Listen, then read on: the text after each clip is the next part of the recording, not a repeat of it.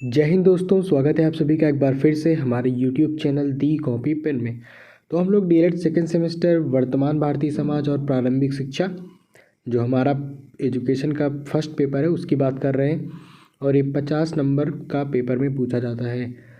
तो शिक्षा और सामाजिक परिवर्तन, ये इस लेसन की हम लोगों ने पिछले वीडियो में चर्चा कर ली है। तो आज का जो हमारा लेसन है वो है विद्यालय और समुदाय। तो कुछ इम्पॉर्टेंट प्रश्न हैं, उनके माध्यम से हम इस लेसन की बात करेंगे। तो सबसे पहला प्रश्न है कि विद्यालय तथा समुदाय एक दूसरे के पूरक हैं। ठीक, इस कथन की व्याख्या कीजिए। या फिर प्रश्न ऐसे भी बन सकता है कि विद्यालय और समुदाय का अटूट संबंध है, बताइए। ठीक, तो ध्यान से समझिएगा। मनुष्य क्या है भाई? एक सामाजिक प्राणी है। ठीक, ये आप सबको पता है। और शिक्षा उसी समुदाय का कुशल सदस्य बनाती है। एक शिक्षित व्यक्ति जो होता है वो शिक्षा के द्वारा कुशल व्यक्ति समाज का बनता है। सतत शिक्षा के द्वारा व्यक्ति अपना अधिकतम विकास करता हुआ समाज की सामाजिक, आर्थिक या नैतिक आवश्यकताओं को समझता है और उनकी पूर्ति के प्रयास करता है। इस प्रक्रिया के द्वारा समुदाय का निरंतर विकास होता रहता है, उसके आदर्शों की रक्षा होती है तथा नवीन मूल्यों का विकास भी होता है। इसी उद्देश्य की पूर्ति के लिए समुदाय ने विद्यालयों की स्थापना की है। ठीक, तो इसके बाद है कि चिरकाल से ही विद्यालय सामाजिक सभ्यता और संस्कृति की रक्षा करते रहे हैं तथा उन्हें भावी नागरिकों तक पहुंचाते रहे हैं। विद्यालय की सुविधाओं के अभाव में बालकों को उन सारी सुविधाओं से वंचित रह जाना होगा। शिक्षालय समाज की जटिलता को सरल रूप में छात्र के सम्मुख प्रस्तुत करता है। तो इसमें आप इस पूरा पढ़ने की ज़रूरत नहीं है। इसमें आप ऊपर की जो अंडरलाइन वाली लाइन है, ये वाला पैराग्राफ आप पढ़ सकते हैं। और इसके बाद आप जो भी मैं पढ़ रहा हूँ उसको भी पढ़ सकते हैं कि समुदाय और विद्यालय दोनों एक दूसरे के अभिन्न रूप से संबंध हैं। दोनों क्या है? एक दूसरे से अभिन्न रूप से संबंध हैं। दोनों एक दूसरे के पूरक और पालक हैं। जनतंत्र में शिक्षा प्राप्त करना प्रत्येक व्यक्ति का जन्मसिद्ध अधिकार स्वीकार कर लिया गया है। अतः जनतंत्रीय व्यवस्था में विद्यालयों का कर्तव्य समुदाय के प्रति और समुदाय के कर्तव्य विद्यालय के प्रति और गुरुतर हो गया है। समुदाय विद्यालय से यह आशा करता है कि वह छात्रों में कुशल नागरिकता के गुणों का विकास करे, छात्रों को जनतंत्रीय समाज के अनुकूल आचरण से संबंधित सिद्धांतों से परिचित कराए और उनमें जो ऊपर कौशल बताए गए हैं उनका अभ्यास करा दे। यदि छात्रों को समाज जीवन का सच्चा शिक्षण देना है तो विद्यालय को एक जनतंत्रीय समाज के रूप में संगठित करना आवश्यक होगा। ठीक, इसके बाद ये जो प्रश्न है हम लोगों का कि विद्यालय तथा समुदाय एक दूसरे के पूरक हैं, तो ये जो पैराग्राफ अलग अलग लिखे हैं तो इनको पढ़ के आप समझ गए होंगे कि कैसे विद्यालय और समाज एक दूसरे के पूरक हैं।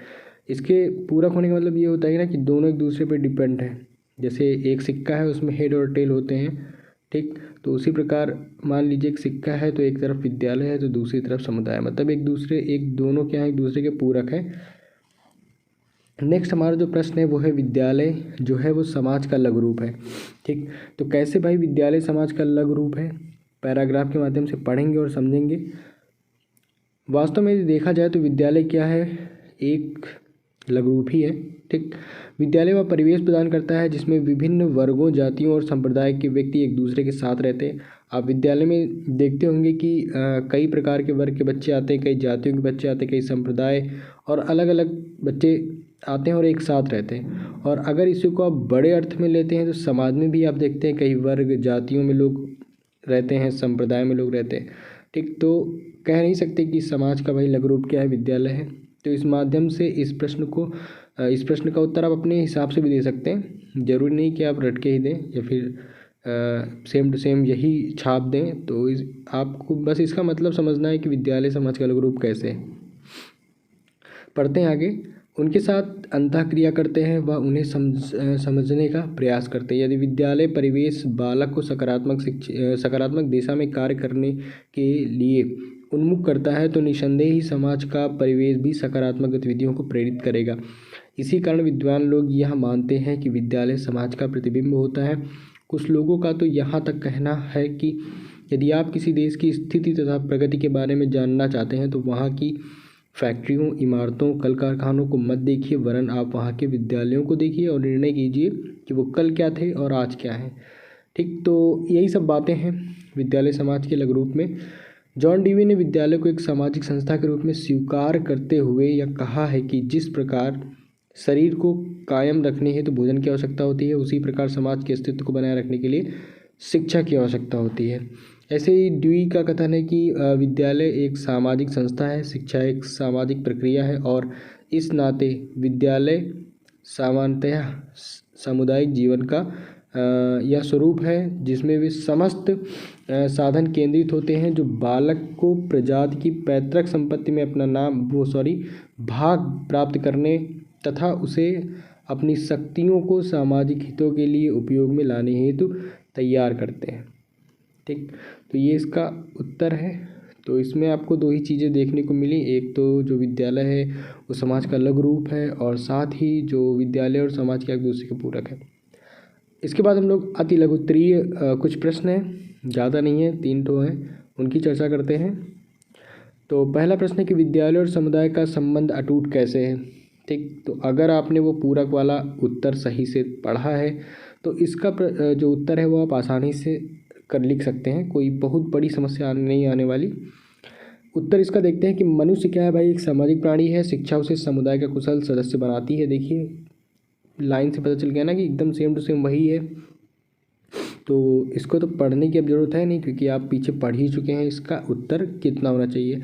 बस आपको ध्यान रखना है कि अगर 1 नंबर का प्रश्न पूछा जाता है तो अगर आपको उत्तर आता है तो कम से कम 30 से 40 शब्दों में लिखने का प्रयास करिए। अगर लाइनों की बात करें जिस हिसाब से कॉपी आप लोगों ने डीएलएड की देखी है तो 2 से कोई उत्तर होते हैं ना कि फैक्ट वाले होते हैं कि उनमें आप ज़्यादा डिस्क्राइब करके नहीं लिख सकते, जो पूछा जाता है सिर्फ उतना ही लिखते हैं। लेकिन कुछ ऐसे होते हैं जिनमें अपने हिसाब से कुछ लिख सकते हैं। तो अगर आपके पास टाइम बचता है तो आप 2 से 3 लाइन या 4-5 लाइन तक 1 नंबर वाले में लिख सकते हैं। बाकी 2-3 लाइन आप लिखते हैं तो 1 नंबर वाला पर्याप्त है। 2 नंबर में आप हेडिंग वाइज लिखते हैं तो 1 पेज तो भर ही जाएगा। ठीक, बाकी अगर आप 1 पेज या फिर 5 से 6 लाइन लिखते हैं उत्तर के अकॉर्डिंग या टाइम के अकॉर्डिंग तो फिर ठीक है। इसके बाद नेक्स्ट है कि जॉन डीवी के अनुसार विद्यालय की आवश्यकता, इसकी भी हम लोगों ने चर्चा कर ली है। और विद्यालय एक सामाजिक संस्था है, कैसे, तो देखते हैं कि विद्यालय एक सामाजिक संस्था है, शिक्षा एक सामाजिक प्रक्रिया है और इस नाते विद्यालय सामान्यतः सामुदायिक जीवन का यह स्वरूप है। ठीक, तो यहाँ रिलेशन ज़्यादा बड़ा नहीं था, इसके कभी कभी देखने को मिल जाते हैं इस रिलेशन से भी आपको प्रश्न पत्र में क्वेश्चन, तो आप इसको अच्छे से पढ़ भी लीजिए। तो फिर ये इसी के साथ आज का जो हमारा वीडियो यहीं पे समाप्त होता है। तो एक नए टॉपिक के साथ हम लोग मिलते हैं अपने अगले वीडियो में, और वीडियो में अंत तक बने रहने के लिए आपका बहुत बहुत धन्यवाद।